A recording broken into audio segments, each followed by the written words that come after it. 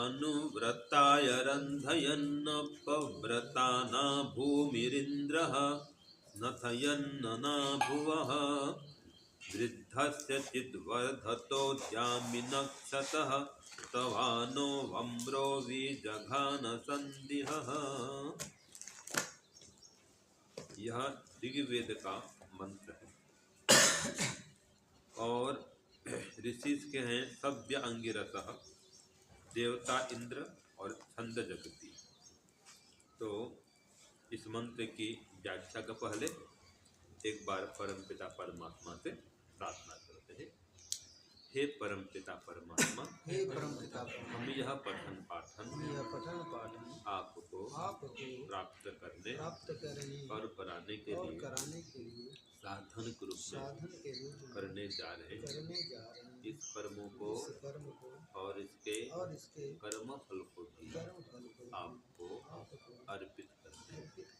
हे प्रभु, आप हमारी बुद्धि को सदैव आपकी ओर ही बढ़ाते रहिए। हमारी बुद्धि में आपकी भक्ति का संचार कीजिए और हमें भव सागर से पार कीजिए। ओम शांति शांति शांति। सबको सादर नमस्ते जी। आज के मंत्र में ये कहा है कि हम संदेह रहित कैसे हो सकते हैं। ठीक है, व्यक्ति संदेह रहित कैसे होता है या कैसे हो सकता है, या अपनी शंकाओं का समाधान कैसे कर सकता है। संदेह माने शंका, तो अपनी शंकाओं का निवारण कैसे कर सकता है, अपने संदेहों को नष्ट कैसे कर सकता है, इसका उपाय बताया है। साथ में ये कहा है कि हम अनुव्रत बने, अपव्रत नहीं बने। तो अनुव्रत क्या है और अपव्रत क्या है, ये भी हम समझेंगे। अनुव्रती कौन होते हैं और अपव्रती कौन होते हैं, ये भी समझेंगे। हाँ जी, ये भी लिखते हैं अनुव्रती कौन और अपव्रती कौन।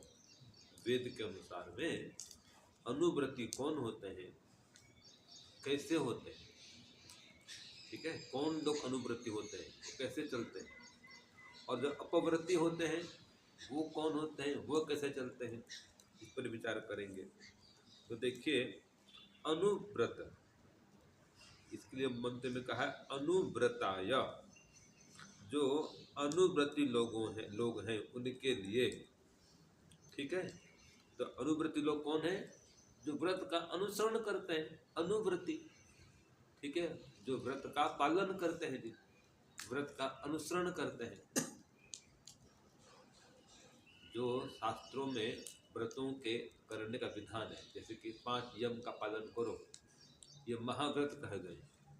तो जो 5 महाव्रतों का पालन करते हैं, अहिंसा, सत्य, अष्टय, ब्रह्मचर्य, अपरिग्रह, ये 5 महाव्रत हैं, सभी स्थानों में सभी कालों में पालन करने के योग्य।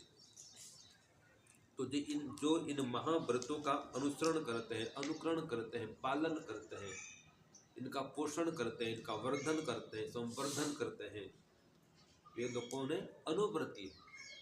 और अपव्रती कौन है, जो इन व्रतों का खंडन करते हैं, विघटन करते हैं, नाश करते हैं, विनाश करते हैं, या इन व्रतों को तोड़ते हैं, इन व्रतों का उल्लंघन करते हैं, वो अपव्रती है। ठीक है ना चाहिए, अपव्रती माने व्रत को तोड़ने वाले। ठीक है जी, और अनुव्रती माने व्रत को धारण करने वाले, व्रत का पालन करने वाले। तो परम पिता परमात्मा जो अनुव्रती लोग हैं ना जी, इनकी रक्षा करता है और इनके कल्याण के लिए उनका नाश करता है। किनका नाश करता है, जो अपव्रती है। ठीक है ना, तो अनुव्रती लोगों की परमात्मा रक्षा करता है, उनका पालन पोषण करता है। और जो अपव्रती लोग हैं, अव्रती लोग हैं, ये भी कहते हैं अव्रती, व्रत को तोड़ने वाले हैं, व्रत का उल्लंघन करने वाले हैं, व्रत को मानते नहीं है, व्रत धारण ही नहीं करते हैं। जैसे कि बीड़ी नहीं पीना है, सिगरेट नहीं पीना है, शराब नहीं पीना है, उसका कोई व्रत ही नहीं है। अव्रती लोग हैं ये, तो इनके लिए कहा है अव्रती अमानुषः। जो व्रती नहीं है वो अमानुष कोटि में आते हैं, पशु कोटि में आते हैं। भले पशु तो अपने कुछ व्रत में चलते भी हैं, वो प्राकृतिक नियम में वो बंधे हुए हैं, उस पर चलते हैं वो लोग। पशु तो ऐसे ही बदनाम है सर। हाँ, वो तो अपने नियम में चलते हैं, ठीक है जी। लेकिन मनुष्य तो नियम तोड़ते रहता है। तो जो अव्रती लोग हैं परमात्मा उनका नाश करता है, और जो व्रती लोग हैं परमात्मा उनका पालन करता है, उनका वर्धन करता है, उनकी रक्षा करता है, उन्हें सुख देता है, उन्हें आनंदित रखता है। और जो व्रत को तोड़ने वाले हैं परमात्मा उनको दंडित करता है, उन्हें दंड देता है। तो हम अनुव्रती बने, अपव्रती नहीं बने। एक बात ये इसमें आई।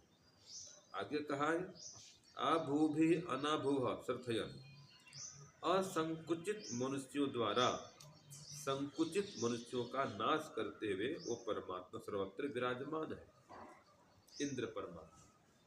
तो जो असंकुचित मनुष्य है उनका नाश करता है परमात्मा। असंकुचित माने स्वार्थी नहीं, संकुचित माने स्वार्थी, असंकुचित माने विशाल हृदय वाले, ठीक है, विराट हृदय वाले, दयालु, धर्मात्मा, दानी, उदार, जिनका हृदय विशाल है वो असंकुचित वाले। और संकुचित वाले जिनका हृदय छोटा, ठीक है, उदार नहीं है, स्वार्थी है, अदानी है, कंजूस है, वे जैसे संकुचित हृदय वाले हैं। तो जो संकुचित हृदय वाले हैं परमात्मा उनका नाश करता है, और जो विशाल हृदय वाले हैं, उदार हृदय वाले हैं, परमात्मा उनका विकास करता है। जो दान दाता है, दानी है, परमात्मा उनके धन को बढ़ाता है, और जो कंजूस है परमात्मा उनको घटाता है, उल्टा है। वो सोचते हैं हम तो कंजूस हैं, धन को इकट्ठा कर रख रहे हैं, ऐसा नहीं है। कंजूस का धन घट जाएगा और दानी का धन बढ़ता जाएगा, ठीक है जी। वेद में ऐसे आता है, और हमारा खुद का अनुभव है। जितना हम दान देते हैं, दे रहे हैं, हमारा दान तो बढ़ रहा है, कभी घटा तो नहीं। यश कीर्ति बढ़ती है दान देने से, मान सम्मान बढ़ता है, लोग और दान देते हैं। आप किसी को दान देंगे तो लोग आपको दान देंगे, तो देखते हैं कि ये बहुत दान अच्छा करते हैं, तो सहायता करो, तो लोग भी सहायता करेंगे, ठीक है जी। जो संस्थाएं, कई संस्थाएं ही वो खूब दान करती है। दान देंगे देंगे। ये तो हमारे ऊपर तो लग गया, गृहस्थी तो कमाता है, उसको कौन दान देगा? उनको तो लेंगे ज़्यादा। हाँ, उनको बता रहा हूँ, जो गृहस्थी दान दे रहा है, व्यापार कर रहा है या नौकरी कर रहा है, सीधी बात नहीं। तो जो उनके ग्राहक हैं वो समझेंगे भाई ये बहुत दानी है, ये धर्मात्मा है, तो उसके बाद ज़्यादा जाएंगे, विश्वास करेंगे कि धर्मात्मा है, ये बहुत दान करता है जगह जगह, उसकी यश कीर्ति फैलेगी, उसका धंधा बढ़ेगा, उसका व्यापार बढ़ेगा, तो ये बात है, धन बढ़ेगा उसका। और जो कंजूस है उसकी अपकीर्ति फलती है, ये कंजूस है, छोड़ो इसके पास मत जाओ, ये उदार नहीं है, कंजूस, समाज में कुछ देता नहीं है, इसके पास क्यों जाएंगे हम, इसके पास चलो, ये सेठ बहुत दान करते हैं, दानी है, तो उनका दुकान खूब चलता है, धंधा खूब चलता है कि नहीं, प्रभाव पड़ता है। आप भी देखो, जो उदार है, सेठ है, उनको बुलाते हैं, उनके पास जाते हैं, उनका धन बढ़ रहा है, देख लो आप। और जो कंजूस है उनको न कोई सम्मान में बुलाता है, न कोई सम्मान है, और ग्राहक भी पसंद नहीं करेगा तो मजबूरी में जाना पड़ता है उनको, ठीक है जी। तो उनका काम इतना नहीं पड़ता, ये साक्षात देख रहे हैं। तो इस प्रकार से परम पिता परमात्मा जो दान दाता हैं, उन दान दाताओं को तो बढ़ाता है। जो विशाल हृदय वाले हैं परमात्मा उनको बढ़ाता है, उनका विकास करता है, और जो संकुचित हृदय वाले हैं परमात्मा का विनाश करता है, उनका धन कम करता है, उनकी कीर्ति नहीं फैलाता, वो साक्षात दिख रहा है। तो ऐसे जो परमात्मा हैं उनके शरण में आए। तो अब जो मैं कहा था कि व्यक्ति अपने संदेह का नाश कब करता है, अपने शंकाओं का निवारण कैसे करता है, तो इसका उपाय अब आ रहा है कि जो परम पिता परमात्मा सर्वत्र व्याप्त है, वृद्धों के भी बढ़ाने वाले हैं, वृद्धस्य चित्त वर्धतः, वृद्धों को भी और बढ़ाते हैं। तो वृद्ध माने ज्ञान वृद्ध लोग, जो ज्ञानी है, धर्मात्मा है, परमात्मा उनको बढ़ाता है, ठीक है। वो भी वृद्ध कहलाएंगे। जो खूब दान करते हैं वो दान वृद्ध हैं, धन वृद्ध हैं। वो जो जान बांटते हैं वो जान वृद्ध हैं। जो अधिक उम्र वाले वो आयु से वृद्ध है ना जी। तो परमात्मा वृद्धों का भी बढ़ाने वाला है। और कहाँ तक व्याप्त है? द्यामिनक्षतः त्रिलोक तक व्याप्त है परमात्मा। ठीक है। तो ऐसे परमात्मा की जो स्तुति करने वाला होता है, स्तवानः माने स्तुति करने वाला होता है, और वम्ब्रः उसका स्तोता, उसका उद्गीर्ण करने वाला होता है। उद्गीर्ण करना माने गुणगान करना, गिरा माने वाणी, वाणी से जो उसको पुकारते हैं वो उसका उद्गीर्ण कर रहे हैं, भजन कर रहे हैं। मतलब तो जो परमात्मा की स्तुति करते हैं, जो परमात्मा का भजन गाते हैं, वे लोग अपने संदेहों का निवारण करते हैं। परमात्मा स्वयं उनके संदेहों का यहाँ पर कहा विजघान नष्ट कर देता है। ठीक है। उनके संदेहों को समाप्त करता है। किनके संदेहों को? जो परमात्मा की स्तुति करते हैं, परमात्मा का गुणगान करते हैं, परमात्मा की वाणी को पढ़ते हैं, स्वाध्याय करते हैं, सत्संग करते हैं, भजन करते हैं, ईश्वर का ध्यान करते हैं, वे शंकाओं से रहित होते हैं।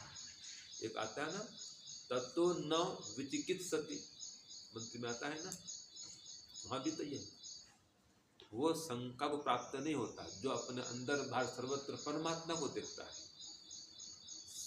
सर्वभूतेषु च आत्मानम, सभी भूतों में परमात्मा को देखता है और परमात्मा को सर्वत्र व्याप्त देखता है। उसके लिए आया तत्व न विचिकित्सति। वो संदेह को, शंका को, मोह को, शोक को, भ्रम को, भय को, क्लेश को, कष्ट को, दुख को, शोक को, हानि को, विनाश को प्राप्त नहीं होता है। समझ गए? तो संदेह को कौन प्राप्त नहीं होता है, या संदेह को नष्ट कौन करता है? जो ईश्वर की स्तुति करता है, ईश्वर का भजन करता है, स्वाध्याय करता है, सत्संग करता है, वह संदेह को नष्ट कर सकता है और परमात्मा स्वयं उसके संदेहों को समाप्त कर देते हैं। उसको, ऐसे व्यक्ति को, साधक को, उपासक को परमात्मा की ओर से ज्ञान मिलता है। ठीक है जी। परमात्मा की ओर से बुद्धि मिलती है, शक्ति भी मिलती है। तो इस प्रकार से परमात्मा अपने भक्तों के संदेहों का निवारण करता है। तो इसके लिए हम अनुव्रती बने, परमात्मा के व्रतों का पालन करें, विद्वानों के व्रतों का पालन करें, शास्त्रों में जो व्रत बताए हैं उनका पालन करें। और उनमें से 5 व्रत मुख्य हैं। कौन कौन से? अहिंसा, सत्य, अस्तेय, ब्रह्मचर्य, अपरिग्रह। इनको महाव्रत कहा गया है। लिख लीजिए यहाँ पर। ये जो 5 महाव्रत का पालन करता है वो अनुव्रती कहलाता है। तो हम अनुव्रती बने, अपव्रती नहीं बने। ये आज के मंत्र का सार है। ओम शांति ओम शम। सबको सादर नमस्ते।